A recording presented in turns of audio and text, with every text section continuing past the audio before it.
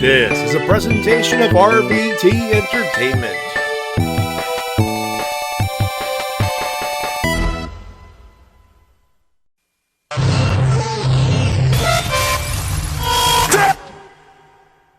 This isn't about the dead, it's about the living. It's about my mother. It's about my sister. It's about my wife. It's about the 14 years it took me to go from undesirable to un-goddamn deniable. You know, they say all men are created equal, but you look at me and you look at Small Joe, and you can see that statement is not true. Because I'm better than you, and you know it. In the back, there are men and women. Seasoned professionals, dues paid in full, gunning to be the best. I'll always light the way, and all you have to do is let me in. Oh, a little bit of the bubbly.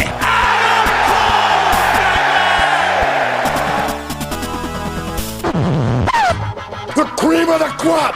Nobody does it better. Hey, hello, ladies and gentlemen, and welcome to the Wrestle-Cast, presented by RBT Entertainment on Podomatic, Spotify, YouTube, and wherever else we find this fine audio recording and live on RBT Entertainment's official Twitch.tv channel. We talk about professional wrestling, both in the mainstream and the independent scene. My name is Matty J. That is TWK. Hello everyone, T-Dub here. Let's talk some wrestling, and oh boy, oh boy, oh boy, oh boy, oh boy, oh boy, oh boy, there is a lot to get through tonight.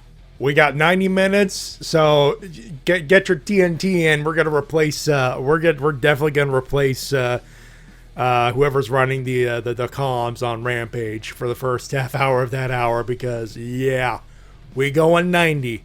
By the way, ladies and gentlemen, I am dressed up as Tanjiro this evening. Why? Because Demon Slayer is awesome. What about you, T-Dub? I know Halloween's a big deal at your place.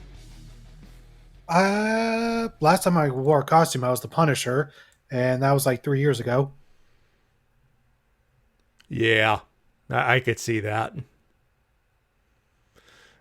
Yeah, and for the record, yes, this is audio only. I could turn the camera on. You could probably surmise that I am not wearing the costume. I am dressing up as a casual Tanjiro for the Ottawa 67s games tomorrow because, well, they're doing the Halloween thing, and I got this. I got me a Tanjiro short coat. I think I posted that on Instagram a while back, but no, they said they do a Halloween. I did not plan to do full blown Halloween because pandemic, but. Hey, might as well get into the spirit of the thing at least. You could tell I don't want to go into the deep meat of the show tonight because oh boy, as T-Dub said, lots of stuff.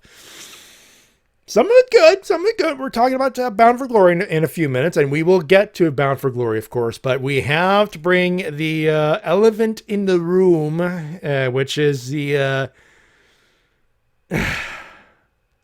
I don't know what to describe it to this yet. To be honest with you, a lot of it are calling it the impending doom of Ring of Honor. The end. They're shutting down. I prefer to a sports terminology, blowing the team up, which is pretty much what the fuck you're doing, especially with the talent. Everybody go. Well, actually, we may as well get to it. We got winners and losers, of course. And our reactions to Rampage as it goes live, of course. This is one of those things. I wish I had. Actually, I do have the thing on my Twitter. Let me get the thing on my Twitter real quick, and I will tell you the specifics.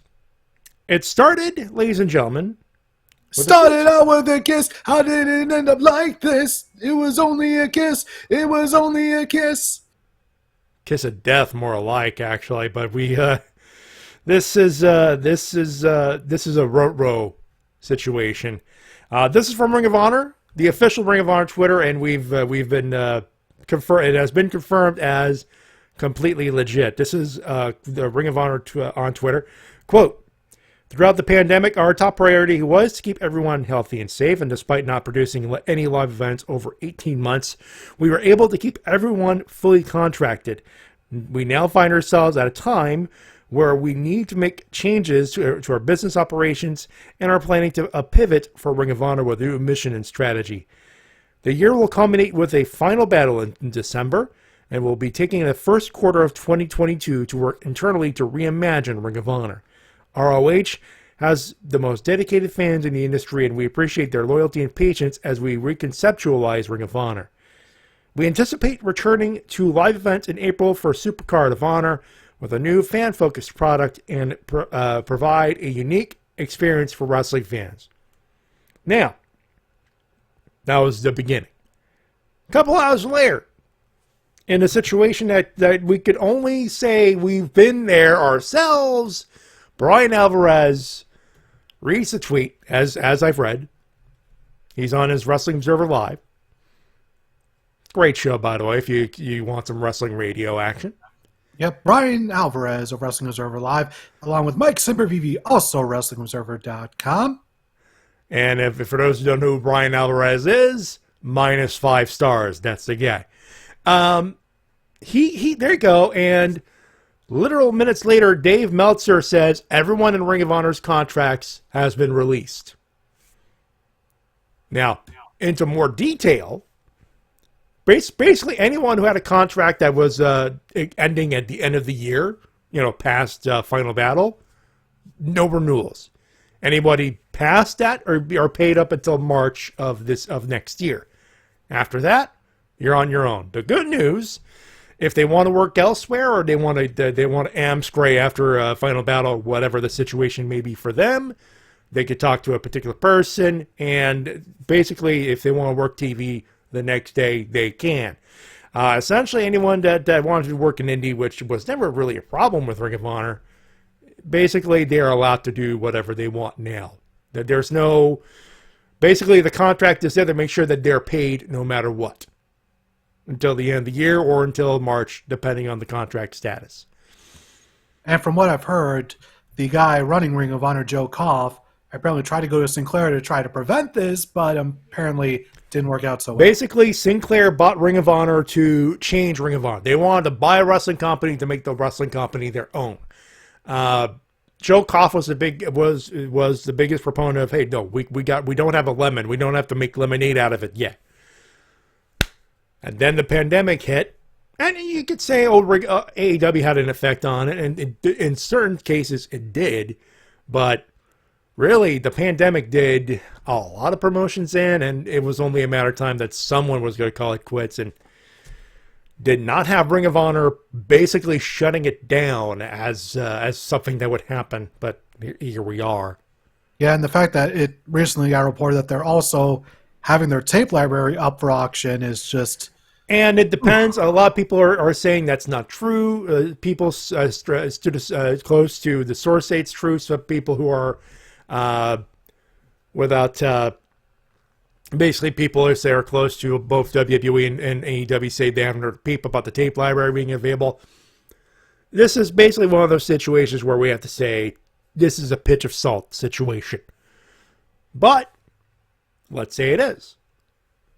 Ring of Honor holds the rights to a particular pay-per-view that is basically the pilot episode of All Elite Wrestling. All In. They in order to help, they produce a pay-per-view, and basically in exchange they hold the rights to it. So if you buy All In, it's Ring of Honor gets the money, and I think Honor Club has the rights to that as well. They would have a particular event on the streaming service. I do not know this. I'm just speculating at that point. And a lot of people say, without Ring of Honor All Out, there's no AEW. Yeah, without those contracts ending in 2018, all at the same time, I'm talking Kenny Omega, Cody Rhodes, the Young Bucks, Hangman Page. That's the core five right there. Without that, that's it. That's all. Ba-da-ba-ba-da-ba. Dead. Now, A lot of people saying, "Oh God, Ring of Honor is shutting it down." Like I said, I at the beginning of the show, this is more kin of of them blowing up the team, literally blowing everything up and starting from scratch. Now, the tape library makes it seem like, oh God, they are truly shutting it down. But you hear news of they're going back to what Ring of Honor was, basically independent with like certain small contracts for champions to make sure that they're locked in. But basically, it's going to be on a show-by-show basis. Now, I don't know what to think. And yeah, Enigma in the chat. Yeah, I don't see him buying Ring of Honor outright, but I could see him buying the tape library. And the tape library would be basically a little bit after the HD Net era, all the way to basically Final Battle in a couple of months. That's the tape library, essentially. Which would still be quite a pretty penny's worth of video. It's basically everything involving Kenny Omega, a small... there wouldn't be much in in Bryan Danielson library. I think that is obviously in the HD Net era and before. But you could throw in matches with basically everything New Japan did. All of Bullet Club in Ring of Honor. Scum, yeah.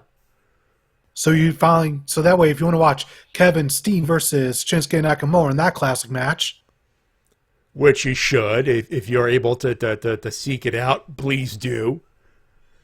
That would be included. And T-Dub opened a poll, and it's an interesting thought there. Where will Danhausen go? Which and 83% Impact Wrestling. I'm partial to that, actually. Yeah, like the one thing that now has me wondering is like, so this has got to be the biggest talent purge in wrestling history. It is. I mean, you go on Wikipedia, look at the personnel, it's wholesale purge. Yeah, it's not just wrestlers. It's also referees, announcers, commentary, everyone. We cannot stress this out more. Everyone gone. They're literally starting from scratch. They may as well just rename the company at this point, really. At this point, this is everything. They're trying to do everything but say this is a rebrand. But this is pretty much what it is. It's a rebrand. And Enigma says Tony Khan could actually buy Danhausen his blimp. He could. If he does give Danhausen a contract, that would be how he should make his entrance. Just parachuting from a blimp. You would need a stadium show to do that. Which you could. I mean, Daly's place is right next to an NFL stadium. Just saying. Enigma brings up the thing that I've been hearing a lot: ROH 2.0. That's I mean, obviously, it's in deserved jest to NXT 2.0, which boy, that's a shit show. Let's not get too much deep into that.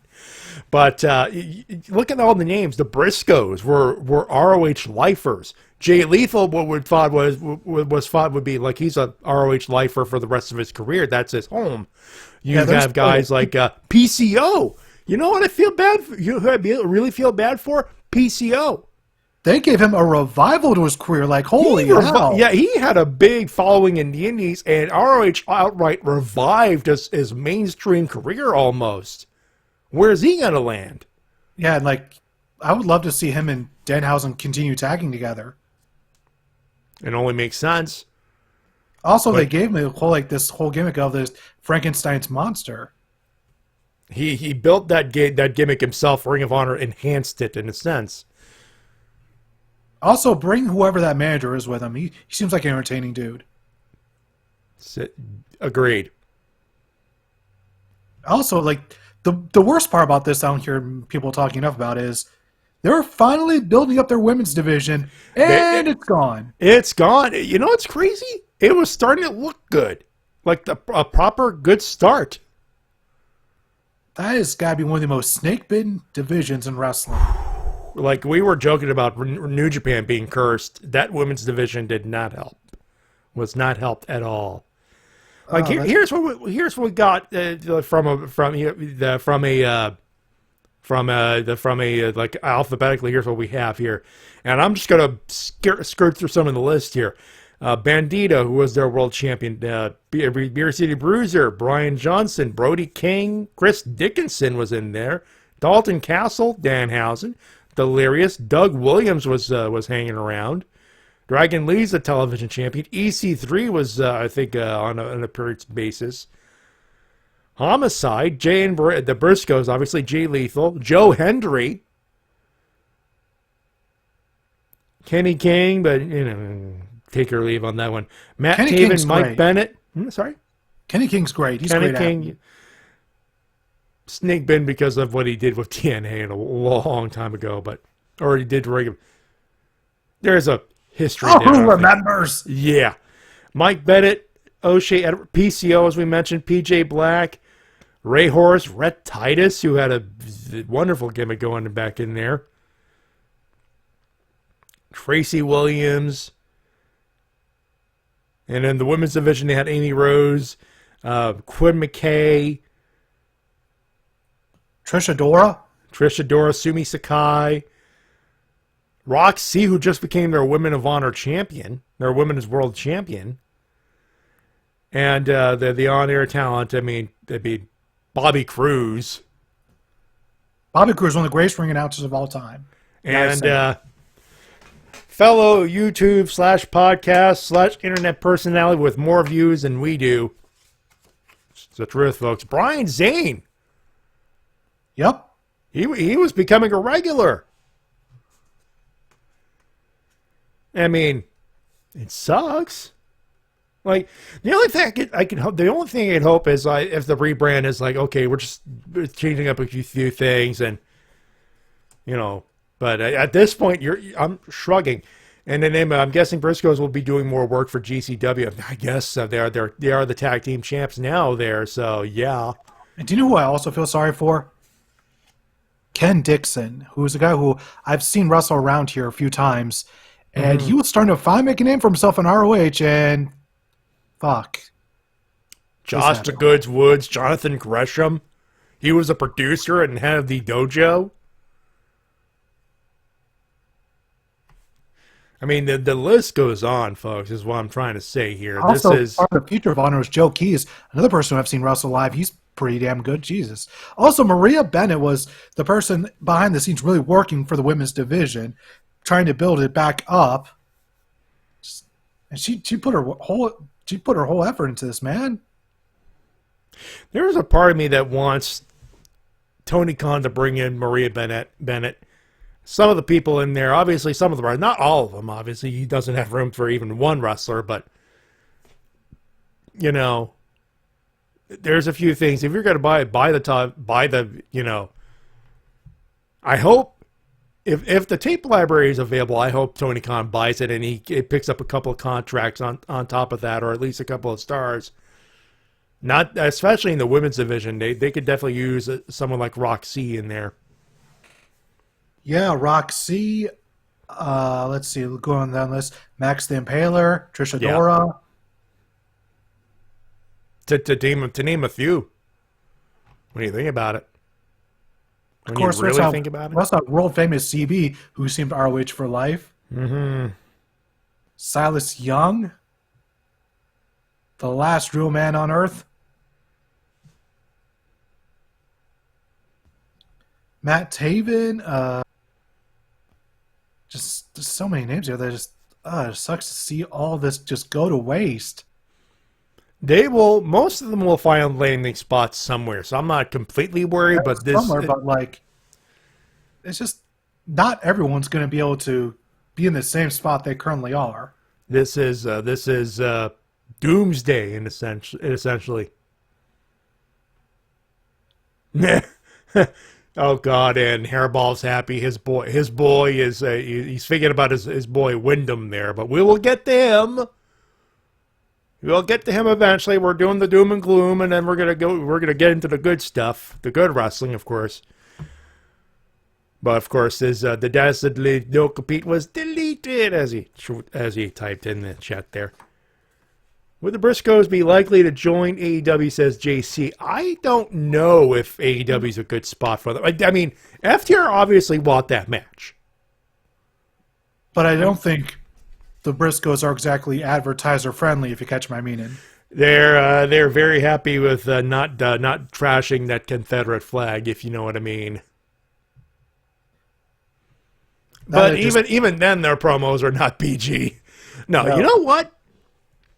I'm fairly certain FTR would rock it in GCW, and that's a GCW dream match right there. Yeah, just have just at the end of one of Briscoe's title defenses, do the classic thing where FTR just come out of the crowd and just start beating the shit out of them, and then boom, your next show got your main event right there. You don't even need a death match, just straight up 30 minutes of raw tag team action right there. And you can even have them kind of promo like, this is nothing but trash wrestling. We come from the big leagues. The promos alone sell themselves. That's all I'm going to say there.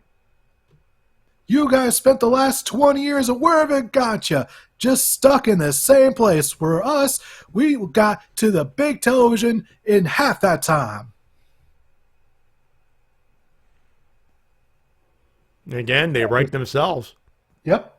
They write themselves. Tell me I'm wrong, folks. Tell me I'm wrong. Anyway, so yeah. This is obviously a to be continued. Like right now, the intention is they're back in April at the earliest. Knock on wood. Knock on wood. And what happens from there, we shrug. We don't know. It is what we know at the time. I guess with all that said, let's move on over to Viva Las Vegas. Viva Las Vegas. Bound for Glory. Wait. Sam's Town Live. That's the venue. Sunrise Manor, Nevada. All right, we'll just call it Las Vegas because, fucking Las Vegas, for God's sakes. Impact Wrestling presents Las Vegas. D'Lo and Matt Stryker doing the honors and the comms. And, hold on, I lost the page. Why'd you just crash now? Ba-na-na-na-new, na-na-new-new, ba-na-na-na-new, wow. There we go. David Penzer as the ring announcer. And the winner and of course start off with the inaugural Digital Media Championship match. Whole bunch of motherfuckers. Oh yeah, Jordan Gray. So it was Chelsea Green, Crazy Steve, Crazy Steve, followed by John Schuyler and Madison Rain, with the eventual winner Jordan Grace winning the inaugural championship. I will say this right now: the look on screen on pictures. Maybe not the best looking belt, at least in the graphical department, but in person and as a physical championship, we've all seen worse. Oh yes, we all have seen worse, like the copy and pasted WWE titles. The Divas Championship. Nevertheless, it was a fun 5-minute spot fest that I enjoyed. I thought you were going to keep it going. Nope. Oh, well. I guess no need. But yeah, Jordan Grace, she had a thing in the pre-show. Match was crazy. A lot of people ringside. And as usual, Impact paving the way for the future with a championship that is specifically intergender. The thumb is up, ladies and gentlemen. Indeed. And we start things off with Women's Tag Team Wrestling. Pay-per-view card started off proper with the Impact Knockouts Tag Team Championship. Havoc and Rosemary, they defended the title against the Inspiration, Cassie Lee and Jessica McKay, the former Iconics. Pause. You're not going to do the pose? I'm doing it. Thank you. It's kind of hard because we don't see each other, but we kind of have to do it. But the Inspiration with 2 eyes, so they're keeping that part of the gimmick alive. And tag champs, and new, Cassie Lee, Jessica McKay, first night on the job. Tag belts akimbo. Yep, and they were played to the ring by somebody. Don't know who she was, but she was a singer, I suppose. She was a singer, and she was a singing and lip syncing, I guess. I don't know. Couldn't tell. I shrug at that point on that one, but nevertheless, solid entrance. Nevertheless, Cassie and Jessica looked great in this match. Especially the final few moments. They really put things into high gear and won themselves some tag team gold. So I think that this starts something really good for them. They've already gotten more airtime in the past 7 days than they did for the final 6 months of their WWE run. And that's fucking sad when you think about it, folks. I still understand why they were split up. Makes no sense. They just work so well as a unit. Vincent Kennedy McMahon. I will never understand WWE's borderline fetish with breaking up tag teams that gel well together. I'll never understand Vince McMahon's hatred of tag teams. It just makes no sense, especially when you have you have a roster the size of New Japan would in high tide, gaijins and guest wrestlers included, and they have a way of putting it in multi-man matches up the ass. I'll never get it, and we will get angry at WWE in a minute. Don't get started on those fuckers, Jesus. Trey Miguel, El Fantasmo, and Steve Macklin had a banger of a triple threat for the X Division Championship with 13-21 and new Trey Miguel. Yeah, I really enjoyed Trey Miguel's new entrance with the spray can. That's wonderful use. It must be a bitch to get the timing down, but it is what it is. He seems to have gotten it down pretty quickly, so must have practiced that a few times. That's rehearsal for you, folks. Because, all you need is just a half-second slip up, and the magic's gone. Yep. Nevertheless, match was really fun, and really nice bit of psychology here, because El Fantasma tried to punch Trey Miguel in the groin, but Trey Miguel, unlike AJ Styles, wore a cup. Yep. Because he knew it's a Bullet Club thing. Right in a ding-ding. Specifically... my arm! Yeah, specifically El Fantasmo thing where he literally pauses and just wham, punch in the groin. That's just his thing. Like, he makes a whole big theatrical motion out of it. He almost does it as theatrically as Adam Cole would. Hey, Bullet Club connection. It is. It's right there. Heath defeated Violet by Design. That was Diener and Joe Doring in 4:59. But the story of the match, who was the tag team partner? Rhino! Yep, it was not under question. Would Rhino show up? Would he show up and be Heath's partner? And after this match went 5 minutes, so after about 4 minutes, he tagged himself in, cleaned house, hit a gore, got a win. Crowd was happy. Roof flew off. That was the intended pop. Roof flew off. Yay! So yeah, nothing else to say on that one. Moose, he won a big battle royal. No, it wasn't. It was a gauntlet match. They got a trophy and a contract they can invoke anytime within 1 year. Matt Cardona was the last one eliminated. Here's the list of people who showed up in the order they appeared. Chris Sabin, Rocky Romero, nice to see him again. Madman Fulton, Rohit Akadusam Raju, Tasha Steeles, Rachel Erlering, Savannah Evans, Johnny Swinger, Melina, and, ladies and gentlemen, in the tweet that popped me and everyone not watching the damn show at the time. You got something about you. The Demon. As in the WCW Kiss Demon. Dale Torborg. The actual Dale Torborg, who debuted on Impact this week, and we were riffing on his height. Johnny Swinger was being Johnny Swinger, but who cares? And he's part of the gang now. I just love that spot. Johnny Swinger tried to get autograph because he thought he was Gene Simmons, read the name like, this is a ripoff, Daddy! And then boom, gets thrown over the top rope. Bye, see you later, Swinger. Wonderful. Brian Myers, Matt Cardona, Laredo Kid, Sam Beal, Rich Swann, Ace Austin, the inevitable winner Moose, Eddie Edwards, Alicia Edwards, and W. Morrissey. Alicia, excuse me. But yeah, Moose wins it. another interesting spot was Sam Beal finally getting the courage and eliminating Brian Myers for turning on him. El DeBarge, as we like to call him on the Rift Zone. I always call him AWA 80s template. Not El DeBarge works better. True. El DeBarge works better. But in my head canon, it's 80s AWA wrestling template. It's the perm, folks. It's the perm. Anyways, Moose winning would be foreboding for later in the night. Yeah, Like the foreshadowing. I hate that fucking finish.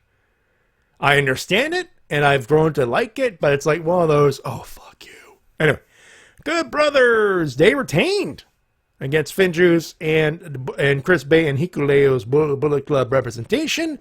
They retained the Impact World Tag titles. They're sticking with Impact for a while. Yep, it looks like Finjuice were about to get the win over Bullet Club, but at the last second, Good Brothers tied themselves in and stole the victory. Because they're dirty, rotten, no good, dirty, evil, dirty heels. It's what they do. It's what they do. And, because they're heels, they also fuck that buck, which they shouldn't do, but they do anyway. And Doc Gallows was clearly fucking the belt on the way out of the ring. Oh, he did. He fucking did. He fucking fucked that fucking belt. Whoever gets the tag championships after the Good Brothers, make sure you disinfect it afterwards. Who knows where Doc Gallows Douse it in Purell. Just get a bathtub full of Purell, just dump it in there, just leave it in there for a good night or two. And Mickie James took on Deonna Purrazzo with 13 minutes for the Knockouts title, and new Mickie James, new Impact World Champ, Impact Knockouts World Champ. Yeah, it was a really good match. They really started, and as many people saw on Twitter, WWE could not find anything for these two women, and they just borderline stole the show this night. They kind of did. They kind of did, folks. Just goddamn, just really good wrestling in this match. Some solid wrestling. You would think Mickie James is a little older, but no, that smooth. Yeah, she has not aged in the ring a minute. No. So she's still got a lot. Seems like just the way she was moving around, she's far from done. And this is not. And Deonna Purrazzo will be back. She'll get another championship somewhere down the line. She's got it. She's gonna stick around for a while. We're sure. Oh yes, definitely. And what was advertised as the main event, Josh Alexander cashing in his option C, if I could speak. Option C! Taking on Christian Cage for the Impact World Championship, 1852, and new Josh Alexander, the heavyweight champion of the world. Yep, he won via the ankle lock. Great match by the two, by the way. Oh, this title change is history for Impact Wrestling. In fact, it's history for professional wrestling. Why is that, Matty? Two Canadians in the main event, but that's not history. Not just that. AEW contracted star. No, not even that. For the first time in pro wrestling history, we had a televised wrestling promotion have 3 straight Canadian world champions. Kenny Omega from Winnipeg, Christian from Toronto, and Josh Alexander from near Toronto. All in the same country. You were absolutely right, yeah. Good call, T-Dub. Yeah, like that. I don't think that's ever happened before, where you go from Canadian champion to Canadian champion to Canadian champion 3 times over. When's that ever happened before? That's a rarity. That's a hat trick. That's hockey. Nice. Very nice. But yeah, that is absolutely true. And JC, is it true that Impact and AEW's partnership is done? Unfortunately, yeah. For the time being, it seems. For the time being, at this point, everyone's back in their corners, and that's about it. I think the most you'll get is Good Brothers on Dynamite, really. If that is to continue, of course. I guess who needs the Good Brothers when you got Adam Cole, baby? Like, if you want me to choose between... Door will always be there. We know it can be opened. Also, where's Don Callis been? That's a very good question. I know he's not. His role in Impact has changed significantly. The only place I see him is roasting people on Twitter. I mean, that's nothing wrong with that. Nothing wrong with that at all. And Hairball and the Murder of Grandpa American Tour has ended as well, but not before he's taped a couple matches for Impact. So we know they're working on him versus Josh Alexander inevitably.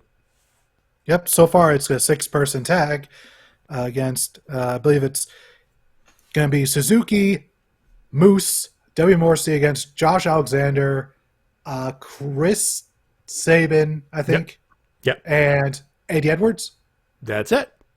All right, got the rest off the top of my head. You're the Impact guy, so yeah. Had to think about your that. Brain works. Your brain works. Hooray! Works for now. See you about next week when stuff happens and I forget again. You know, it's part of getting old. You'll get to it. Of course. But wait, in the real main here's event, more. Moose runs in during the celebration, cashes in his Collier shot match right in front of his wife and kid, pins Josh Alexander in the spear in 7 seconds. He's now recognized as the world champion. Impact has this way of getting in its way of just letting the moment happen. They had a great happy ending. Bound for Glory was always advertised to me as their WrestleMania equivalent.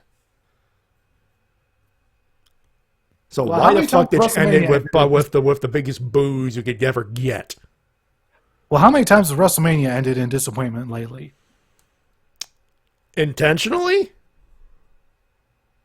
Not often. They opt for the happy ending. Intentionally. Unintentionally, yeah, more often than not, in fairness. But this, I get the heel heat and I get Josh Alexander, you build the chase. He'll get the belt back, absolutely. And the money match is Moose versus Josh Alexander, so I'm not going to shit on the reason for it.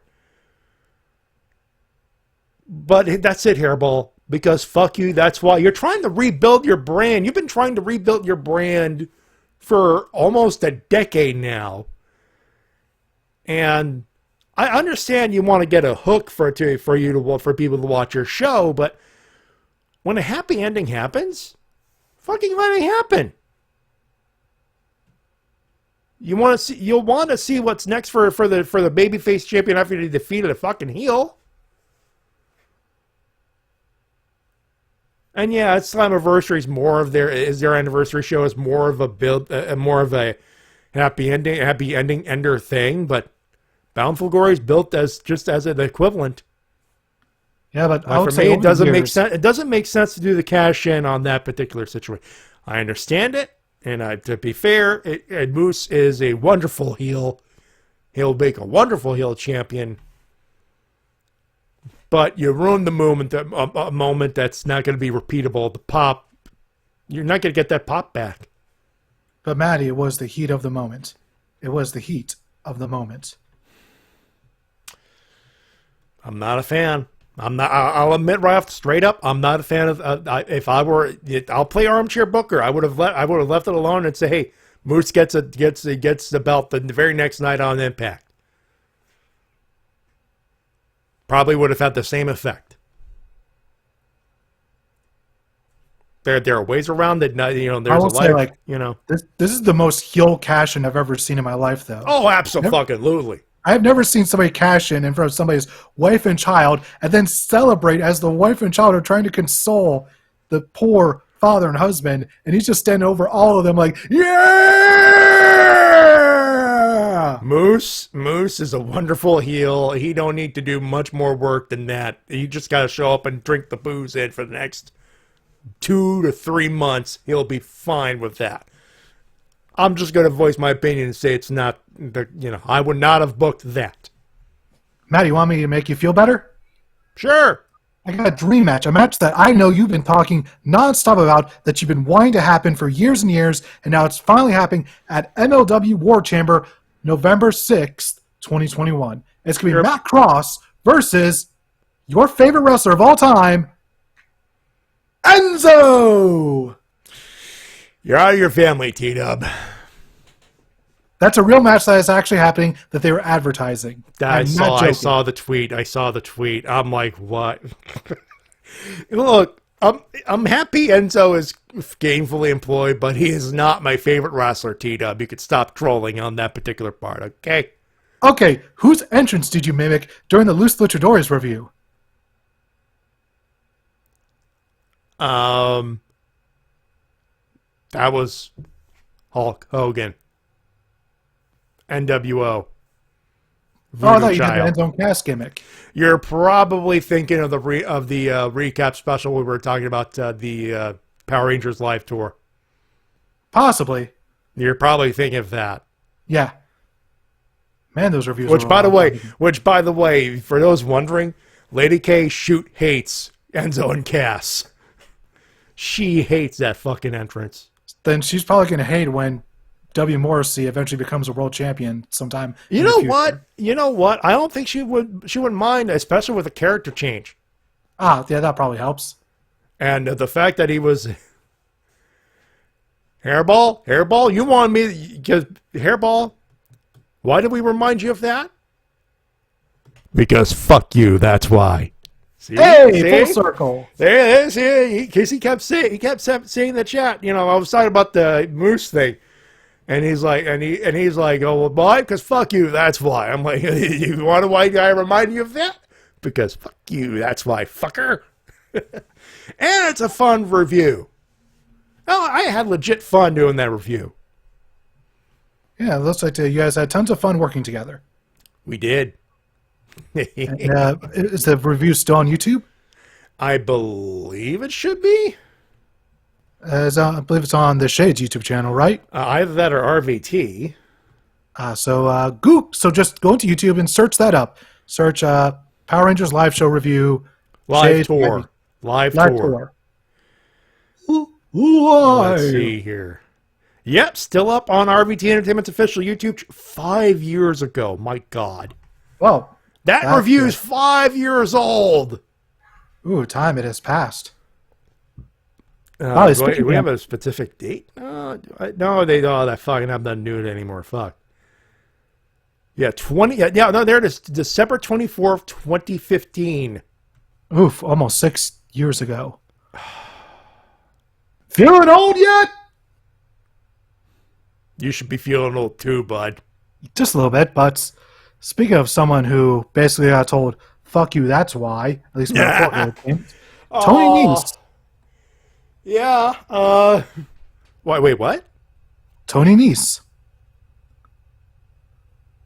All right, I thought you were going to go with Greg Hamilton, but whatever. No, so Tony Nese interview with Chris Van Vliet talking about his experience on 205 Live. And fair. Yeah. And basically, because fuck you, that's why, yeah. So basically what he said was Triple H was originally going to take over the Cruiserweight division. It was going to be his thing from the start. But then they got drafted to Raw, and Vince was like, no, this is mine now. And then eventually Vince got bored, handed it off to Triple H, and Triple H was like, I don't want this. This is all like your stuff now. It's all tainted. So from that point forward, 205 Live became this sort of purgatory where nothing happened. And they just felt Vince McMahon fucked it up. Junior strikes again, ladies and gentlemen. Yep, and Tony Nese just felt like everyone there was just wasting their time. Like, it doesn't matter how good the matches were or what you try to do, nothing would come from it. Nothing. Yep. Feels like I'm doing nothing. Feels like I'm doing nothing at all. Nothing at all. Wow. And speaking of someone who's been doing nothing at all as of late, and is finally free! We're about to talk about him, Mr. Hairball. Windham is free. Wyndham. That's what I said. What did you say? I said Windham. It's Wyndham. Peanut. Just send the wind just send the wind and the ham. You know what I'm saying? Have the ham fly free. T-Dub, if you're going to do Peanut, just do Windham. I wasn't doing Peanut. I wasn't doing Peanut. You don't Hairball yet. Dave! There we go. Well, somebody doesn't enjoy good wordplay. It's Wyndham. Put some respect on the guy that actually tried to do something in the Fed. I'll put respect on his name once he does something. Although people now are questioning, where will he be doing that something? Will it be All Elite Wrestling? Will it be Impact Wrestling? Or will it be at your local flea market wrestling show? Or the 1994 Denver Broncos. He'd be a great tackle. Possibly. I mean, guy's got a good crossbody, if nothing else. Very true. I get the feeling we're pissing off Hairball in the chat. I don't care. Hairball, that's my hometown boy talking shit, T-Dub. Well, maybe he should have tried harder to make sure his last run didn't suck so hard. Hey, that's not our fault. We did our best. Vince fucked it up. What else do you want us to do? Vince fucked up Bray Wyatt. They fucked up on you fucked up on blank segment on the worst segment's gonna fucking suck this year. There's too much. Yeah, I don't think there's gonna be a sweep on that one. There is no possibility of a fucking sweep. No fucking way. Well, all right, time to get to the happiest of stuff. AEW Dynamite from both Massachusetts. I don't know why my brain's is not liking this. I usually like to misspell comedically, but it's not gelling with my brain tonight. I don't know why. Boston, Massachusetts. It's not helping with me. I don't know why.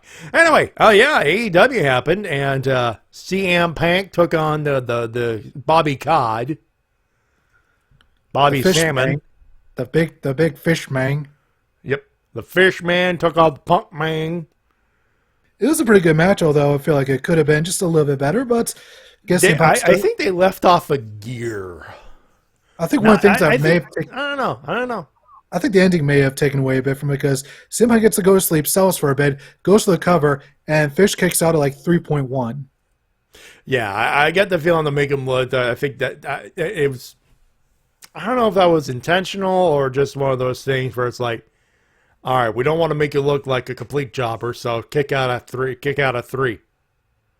Just looked a bit like, ooh, was that maybe he was selling the loopiness just a little bit, and then he realized, fuck. Yeah, maybe. I mean, I'm not sure if that was supposed to happen or not, or what happened, or promo. They're open. They're letting Punk talk tonight, so who knows? Who knows? Indeed. We also had MJF defeating Bryce Donovan in a 5-star classic squash match. Squash matches can be 5-star matches. True. Also, one finger pin, not necessarily a 5-star match made, but if the point was made, MJF was made to look good, and another Heat Seeker promo. I mean, we could clip it, but like at this point, you could seek it out. And Sting, he tried to come out, except MJF pulled a Shawn Michaels. Who's your daddy, Montreal? Really, I made that exact reference when we're on the Dynamite call on Wednesday. I was like, "Who's your daddy, Montreal?" And of course, following that, Let's Go Out. Sting appears in the ring, and then MJF just throws Shawn Spears and Wardlow to Sting to get his ass kicked. He tries to leave through the crowd, but who's behind him? But the Invisible Man. But that's no Invisible Man, man. That's Darby. He's back and he's pissed off. And he wants MJF at Full Gear. Should be one hell of a match, and I think maybe Darby... Okay, so either Darby is going to be the first person to get a 100% clean pin on MJF with no shenanigans, or this is the launching pad to MJF becoming world champion within the next 6 months. Yeah, who wins this match on Full Gear is set to be the next world contender for the world title. It is a matter of if. It's not no longer a matter of if. It is a matter of when. And in the match of the night, Hikaru Shida defeated Serena Deeb, and I can see watch these two wrestle for fucking ever. These two are great together. These two had a banger to open the TBS title tournament. An absolute banger. Match of the night easily. Yeah, holy hell, these two went to war. And of course, Serena Deeb got her heat back, got pissed off. So the woman of 1,004 holds, many of them armbar, of course. I'm joking, but no, she gimmick and everything else. She a heel and she a good heel. And they may have done this to right here, Hikaru Shida out of the rest of the tournament, because she had those submission holds in for quite a while after the bell. Or to make it look like she's not going to make it. There's many ways to work it out for sure. Oh yeah, like she locked in a submission for a while. She battered her leg with a steel chair, so clearly Hikaru Shida's not going to make it past the next round.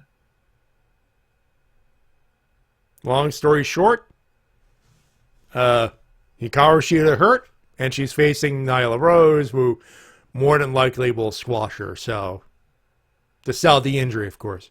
Oh yeah.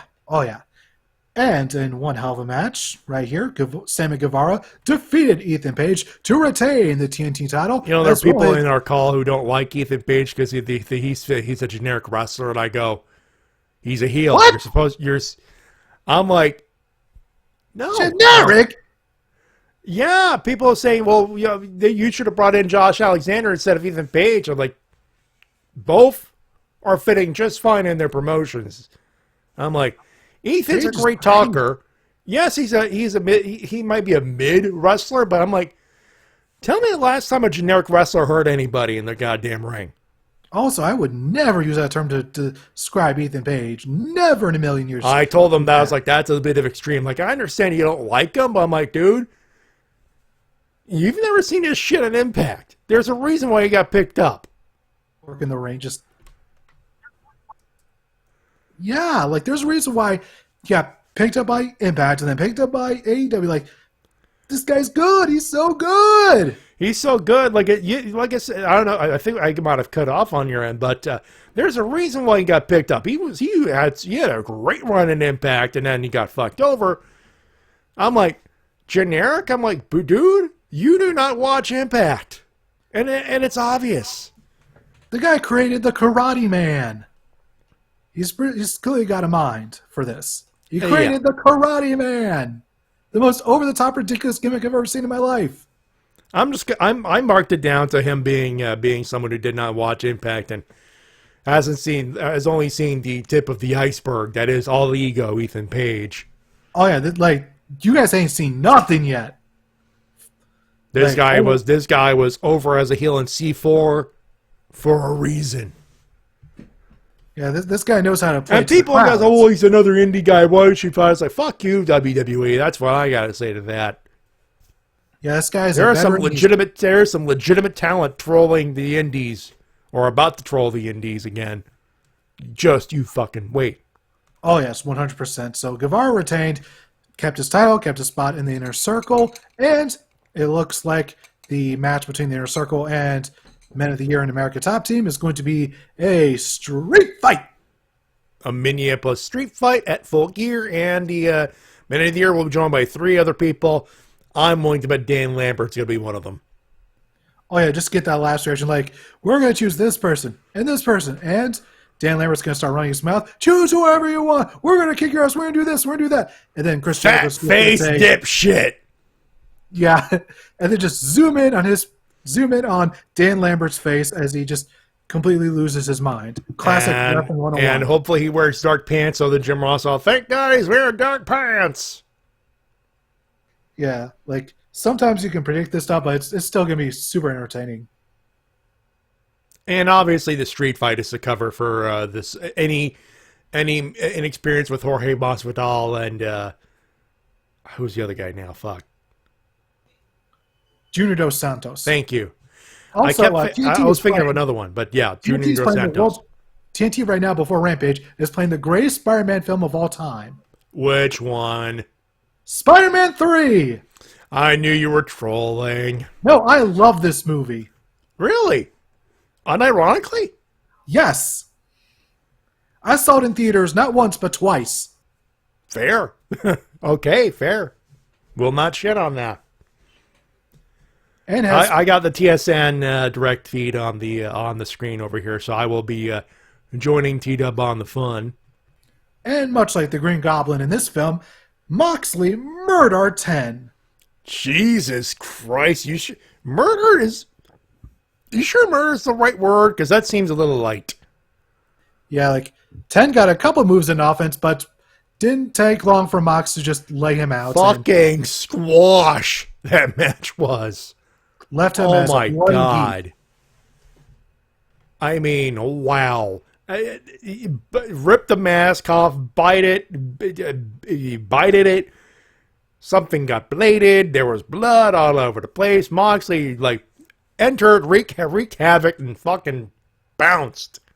Left. Yeah, when he gone. left, he On to kicked the next barricade. one. And when he left, he kicked the barricade open. So I'm like, this is feeling super heelish right now.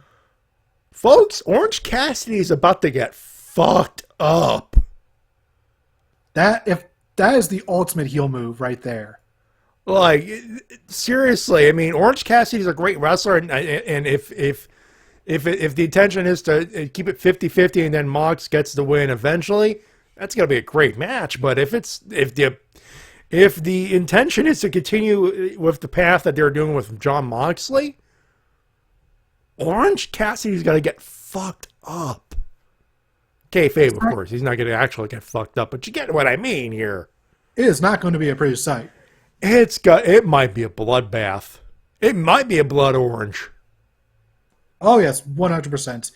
And speaking of heels, Cody Rhodes. Oh boy. All right.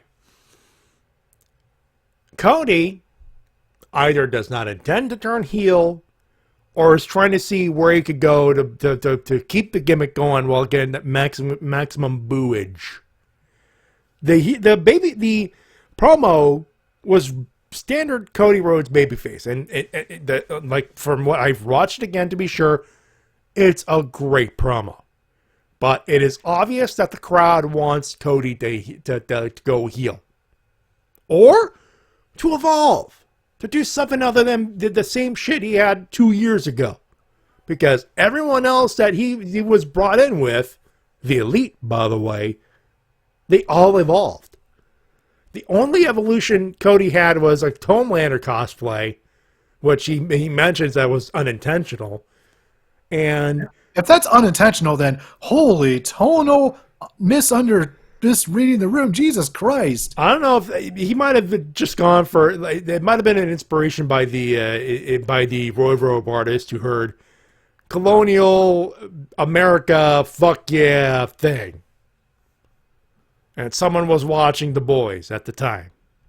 Do they not know the Homelander's the heel? Hey, I don't know, man. If I don't even watch that show and I know Homelander's the heel. If the intention is straight up earnest babyface, forget what the crowd thinks, then he's a geek. I sincerely doubt that it was unintentional. But he's the only guy that it did not evolve as much, or his character, the only character he had was can't wrestle for the AEW World title. Honestly, I think there's some galaxy brain shit going on here, and they are keeping that shit very close to the chest. Like, do you think they're ever going to weasel their way to having Cody Rhodes wrestle for the world title and win it? He brought it up. It was brought up. It was reminded. So I have no clue to think about that. There's a part of me that's like, okay, that promo was obviously intended to tell people, so do not expect it. But everyone wants him to turn heel, so it's now everyone's expecting it and not expecting it. Again, there's some galaxy brain shit going on. Hopefully, anyways. Andrade and Malachi interrupted with Andrade, of course, mocking Cody's horrible neck tattoo. Yeah, of course, because it's an easy pop. So you probably should avoid that shit. And, of course, Malachi Black appeared in the ring and just did his usual spewing the mist into Cody's face. And you think people would be able to catch it like, hey, Malachi Black's in the ring. I should probably cover my eyes. No? Okay, blind me. And, of course, Pac comes out to do the save, and he does. And he does. And after the intentional heels Amscray, Pac goes up, does crouches Indian style. I don't know what it is, but he goes cross-legged the way Malachi Black does. Maximum Heat throws like the most pissed off double bird you'll ever see, and the crowd goes wild. And from the looks of it, we are opening with Bryan Danielson versus Eddie Kingston. Oh, yes! I'm glad, folks. The setup so for those who don't know, my setup for the last few weeks with RiffZone is what I have now. I have, of course, the current phone for the reading of the card and any extra tweet I might need to read. And I got my old phone, my Galaxy S8. It's set up with a USB wire hooked up to the TV. Well, the big TV has the stats, the Twitch stuff, because I got to keep that shit on the screen, so I can see you guys and if I need to do anything, that kind of stuff. So I can actually, and I got TSN Direct for NFL Red Zone and all that stuff, and they happen to be the Canadian people, the TV provider for All Elite Professional Wrestling, so I have the feed on that phone. So, and there's an obvious couple of minutes delay, so I'm definitely going to miss it, but it is what it is. Yeah, and since we have Danielson and Kingston on our screen right now, I gotta say the promos they've been cutting this past week, excellent, top tier stuff. Beautiful. Where was that Bryan Danielson in WWE, by the way? When's the last time Danielson had a great promo like that? It's been a little while. Oh, there we go. Now I got the intro. By the way, for those in the chat, please try not to spoil. Like, react, but do not spoil. That's all I ask. Indeed. And I do have that delay, don't you know?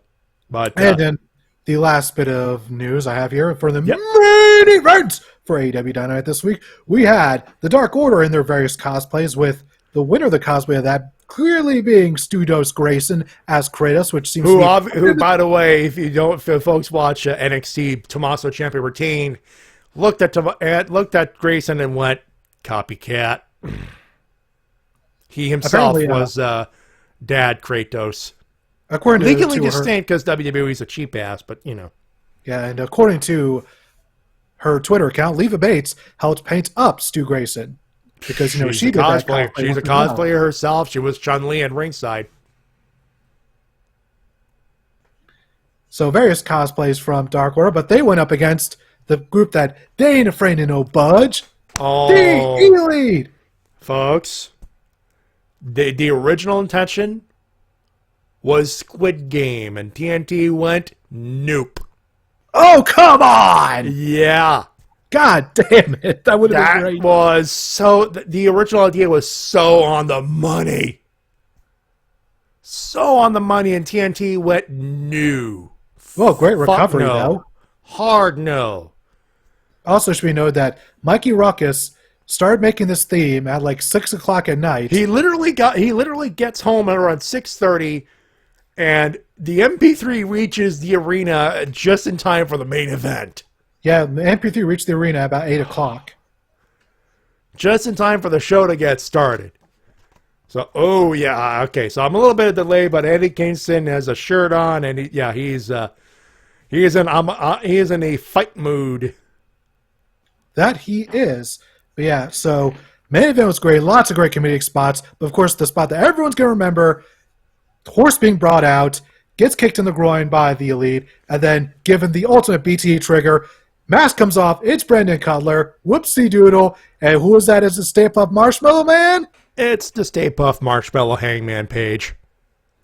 And just the reaction the crowd gets, pulls the mask off, crowd roof flies off. Such a pop, and that look on Page's face going, he went from I don't know if I got it to fuck you, that belt's mine in a couple of weeks.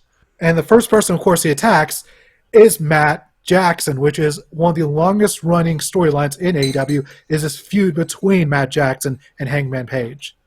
Beautiful.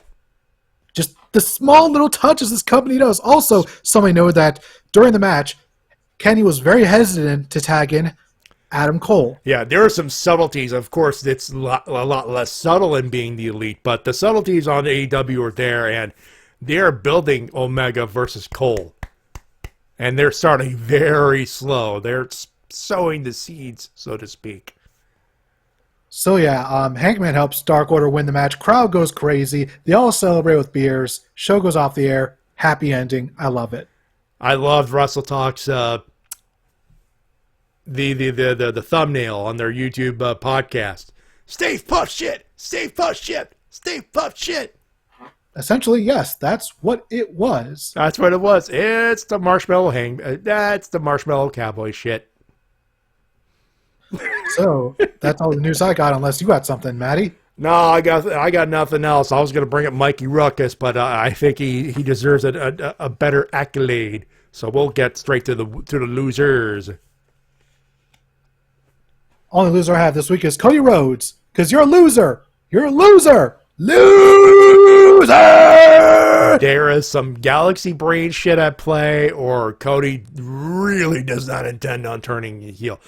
I will say this: that promo is essentially the start of something. And of course JC's talking about Dark Side. I have not watched it yet. My usual tradition is Rampage, or finish this up and then Rampage and then Dark Side. So it was fine. It was kind of doesn't really have the excitement you'd expect from a season finale. It was fine. It was fine, but then again, how do you follow the last few shows they've done? In fairness. That's I mean, XPW alone was like, oh Jesus, how do you? The steroid trials are nothing compared to to Rob Black. We didn't really discover any new information from this one. But it was like one of those things where it's like, okay, you might know a few things here and there, but it's a nice reminder that Vince McMahon is a fucking prick. So, hey, boom, job done.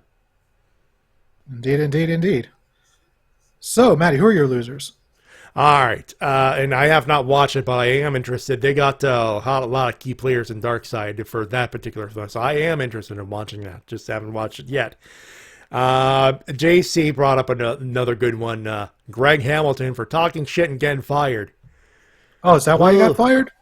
Well, it's not explained. It's not explained as the actual reason. He just got released flat out, but his voice gets sampled by a rapper. He gets his panties in a bunch. He talks shit, and WWE went nope. Oof, it's not a good look there, Greggy. So let's put it this way: either the release is very coincidentally timed, or WWE went, you did what over our helmet? No, sir, I would never go over your helmet. Just on the side. And Hairball, the timing is awfully sus. We think it's that, but there's nothing's outright outlined as that's the reason what. But the timing is indeed sus. But Greg Hamilton talk shit, get hit, which is unfortunate. He was one of the better announcers in WWE. Yeah, he had one hell of a voice. He was the right call. Anyway, but WWE, because when did we not shit on them? Charlotte Flair for basically being nuclear right now. Also, you look like fucking Cher. Stop fucking up your face. You looked fine in 2015. Seriously. That face did not need surgical repair. Anyway, and Ring of Honor. I mean, there's a part of me that says put it on the winner lose list, but I'm like, they got Final Battle for that, so we'll keep that. And obviously, we will preview Final Battle when it comes in December. So, Hairball says, Matty, I have a theory about Charlotte. You think she wants to get out as soon as possible, take her 90 days off, and go to AEW? If you think it's that, it's not gonna. If it happens, AEW is dead. Well, no. I should. I'm exaggerating here, but Hairball, what if and think she's doing all this shit on purpose? Well, she's been doing that shit on purpose on SmackDown, and obviously she would love to work with her hubby on AEW. But Tony Khan would be smart to not bring a. Charlotte should not go to AEW. No, fuck no. You'd fuck up a division just for that ego-driven gas bag. Like, folks, she's not a bad wrestler, but she's a great wrestler. Ego. I don't want to see Charlotte in that women's div. I don't. I would soon more see Becky Lynch in AEW than Charlotte in AEW. Winners time? Let's do winners. First, gotta give a winner to my buddy and fellow YouTuber Lex Marston for recommending me Trails of Cold Steel. He made a whole YouTube video about it. You can go check it out for yourself. Great stuff. Of course, gotta give a winner. Of course, also do Sheeta and Deep. Fantastic match. Beautiful match. Mikey Ruckus for producing that great theme in record time as usual. The guy is just a magic man with music. That's going to be a sweep on my end, of course. And the Dark Order! You know, it's usually easier just to say AEW in general, but Dark Order should get a win as well. Let's see. We got AEW Mikey Ruckus, 2 hours to produce a pretty, you know what? At first I thought, wait, that doesn't seem right. There's something off. And then you explain it was done in 2 hours. I'm like, well, okay, golf clap. No, okay, fair. 2 hours to make it sound decent? Fair. And that's not even the first time that happened. Remember that sitcom music that Chris Jericho and MJF used? That was also done in record time. Fair. Absolutely fair. Mikey Ruckus. Good Lord. And a special shout out to Bobbert33 who decided to follow us, ladies and gentlemen. By the way, big thank you to Hairball who resubscribed with Prime about an hour ago. I forgot to bring that up. 24 months total. Holy shite! Could this be the end of Ring of Honor? Time will tell. Yeah, absolutely. And Bobbert33 who followed us 4 hours ago. Hopefully he's watching. Bobbert. Yeah, Bobbert33, by the way, who went to that little tip jar I point out at the end of the show, every show, and put $150 US. I got about 183 Canadian. So thank you, sir, thank you for allowing me to buy Super Monkey Ball Banana Mania. Like I was like, got that nice. Yeah, I was like, that's how I got it, and I'm like. It's so fun. It's so frustrating, but it's so goddamn cheerful. I get why it's so. By the way, anyone that's a speedrunner, your eyes are not human. Did you unlock Kiryu yet? Not there yet at all. I think I'm still in World 3. I'm taking my sweet time with it. Well, he's one of the unlockable. Yeah, he is. Like there's a point system where you got to build up the points, and you could go to the point store, that kind of stuff. So. We're both having fun with our respective games. That is a great thing. Yes.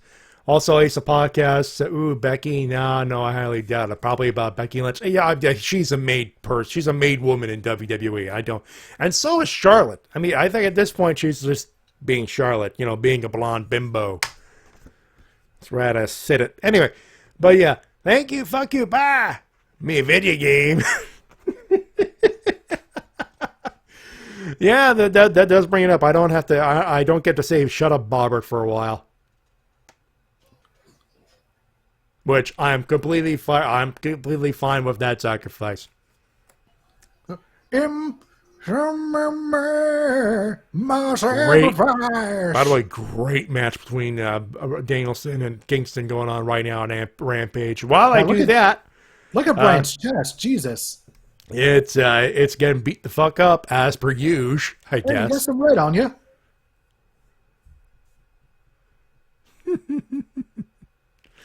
That being said, that's going to do it for us, ladies and gentlemen. We thank you very much for tuning in and saying hello. On behalf of, but before we do, we got to do some plugs. Go ahead, T-Dub. I don't have any new videos out yet. Currently working on one at the moment. Should be out by, let's see, on my Patreon page, patreon.com/TBKReviews, by Monday night. But of course, be subscribed to my YouTube channel so that way you don't miss it when it goes live. Of course, you can tune in. You can tune in and watch the thing as per usual on his Patreon a few days before. Patreon.com/TWKReviews. Of course, his YouTube channel is in the chat. Of course, you could follow us on Twitter at Matty316 at TWK Official, and our third man Shintigercurl, who's taking a break. He'll be back. Check out his soon YouTube enough. channel, Max Acorn. Max at youtube.com/MaxAcorn. He is at Shintigercurl on Twitter. I am on Instagram under the same thing at MattyJ316, and I am on TikTok at MattyJWC. Email is on the screen, all that good stuff. The merch, the Discord, it is in the description in our chat thing as well. And that's about it. Of course, my tip jar, PayPal.me/MattyJ316. As you've noticed, donations are optional, but as always, very much appreciated. That being said, ladies and gentlemen, we thank you very much for tuning in and saying hello. We appreciate it. On behalf of everybody here, including TWK. God damn, those elbow shots look vicious. Good night, everyone. More chops. Yeah, I'm a little bit of delay, but yeah, those elbows are gonna. Ooh, yeah. Get prepared, Matty. I'm about to get ready. My name's Matty J. Remind you, professional wrestling supports independent promotion as soon as possible. I use the podcast as Matty, what time is it? Is it meme o'clock? It's time! It's time! It's beta time! Or, it could be, what bar? Time for what bar? What bar is Bryan Danielson? He is I want to What say is an old school Rainbow? Kit Kat with, like, the outside rim. Oh, there you go. Well, with the aluminum instead of the wrapper they do it now. Oh, okay, there you go. A lot of red, a little bit of silver. Ace of Podcast, man. I don't know who you are, but you obviously know me. All right, have a good one, have a safe one, and enjoy the rest of Rampage. We know we will. Have a good one, have a safe one. We'll be here. What we're doing Fool Gear next week, or a couple weeks from now. Coming up. It's coming up. Have a good one, have a safe one. We'll talk to you next week. Bye, bye, bye, bye.